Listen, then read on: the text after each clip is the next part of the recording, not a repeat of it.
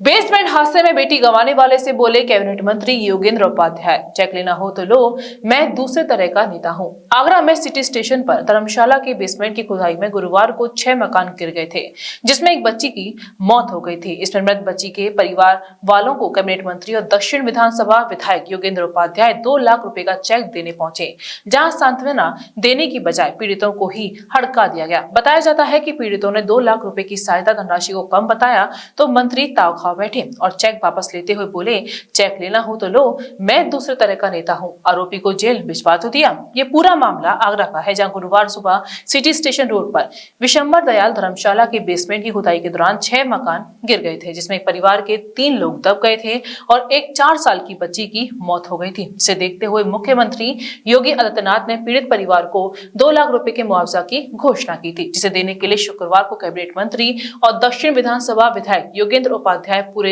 लाव लश्कर के साथ सुबह 11 बजे पीड़ित परिवार को मुआवजा राशि का चेक देने पहुंचे। घटना स्थल के सामने ही पीड़ित परिवार धरने पर बैठ गया और कैबिनेट मंत्री आए। उन्होंने पीड़ित मुकेश शर्मा को बुलाया और चेक देने लगे। तभी वहां मौजूद किसी महिला ने अनुरोध करते हुए कहा कि इस 2 लाख रुपए से हमारा क्या होगा, हमारा तो सब कुछ चला गया। बस इतना सुनते ही कैबिनेट मंत्री को गुस्सा आ गया। पहले तो उन्होंने दिए जा रहे चेक को वापस खींच लिया, फिर बहुत ही ताव में बोले कि चेक लेना हो तो लो, मैं दूसरे तरह का नेता हूं। आरोपी को जेल भिजवा तो दिया है। वहीं दूसरी ओर इस हादसे के मुख्य आरोपी समेत 2 और आरोपियों को पुलिस ने गिरफ्तार कर लिया है। एक जेसीबी और 2 डंपर को सीज भी किया जा चुका है। श्वेता जी, धरना दिया है, हंगामा हो रहा है, क्या मांग है आपकी? किन मांगों के कारण? मांगों पर मेरी ये चर्चा है कि मेरी भतीजी जा चुकी है, उसके बदले तो कुछ हमें दिया जाएगा, लेकिन हमारा कहना सिर्फ और सिर्फ इतना है कि हमारा घर है, उसकी ज़मीन तक नहीं है हमारे पास, तो हमें न्यू घर लेके दिया जाए। और हमारा जो भी वो हो रहा है, जितना भी हमारा वो चर्चा हो रही है जो उस पर इंजर्ड है जी, बिल्कुल, जो भाई और मेरा भतीजी इंजर्ड है, उनका ट्रीटमेंट अच्छे से करके दिया जाए और हमारा यहाँ से सामान सारा दबा हुआ है वो हमें ठीक से हमें मिलवा दिया जाए।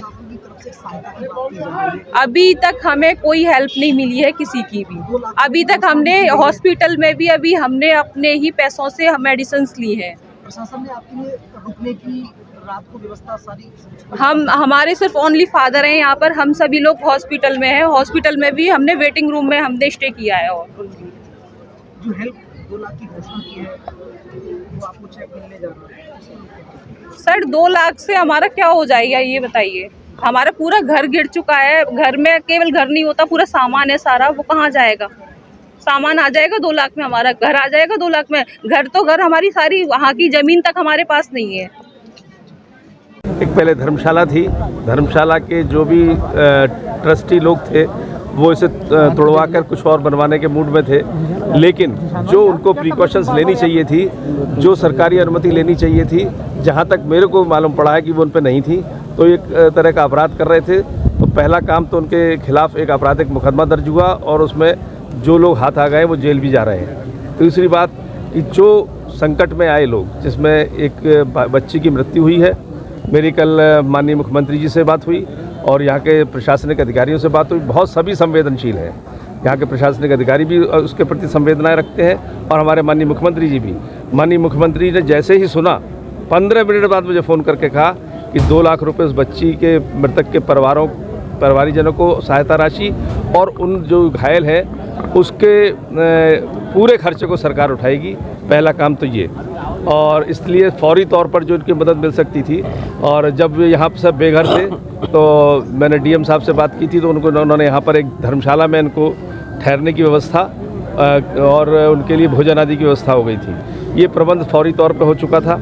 अब इन्होंने मांग की है अपने गिरे हुए मकानों के घरों की, तो मैंने अधिकारियों से बात की है और डूडा के जहां मकान बन रहे हैं उन मकानों को इनको दे दिया जाएगा, जिससे कि इनको मकान मिल जाएगा। मंत्री जी, एक एडीए की बड़ी लापरवाही सामने आई है कि नोटिस बैकडेट में बना के भी थमा दिया गया, काम चलता रहा 9 महीने तक, किसी ने यहाँ ध्यान नहीं दिया। एडीए के कर्मचारी को उठाना, जो मुख्य आरोपी है उसको नोटिस नहीं दिया गया, दूसरे उसी नाम के दूसरे व्यक्ति को नोटिस दिया गया है। ऐसा है, इसमें मैंने पहले ही कहा यहाँ आते ही कि एडीए की लापरवाही तो थी, लेकिन यहाँ पर जो लोग बैठे थे, जो पीड़ित हुए हैं, उन्होंने उसका कहाँ संज्ञान लिया? क्या उन्होंने किसी अधिकारी को कहा? क्या किसी राजनीतिक सामाजिक व्यक्ति को कहा उन्होंने भी नहीं कहा। उनकी जिम्मेदारी बनती है इसको एडीए को अवगत कराना।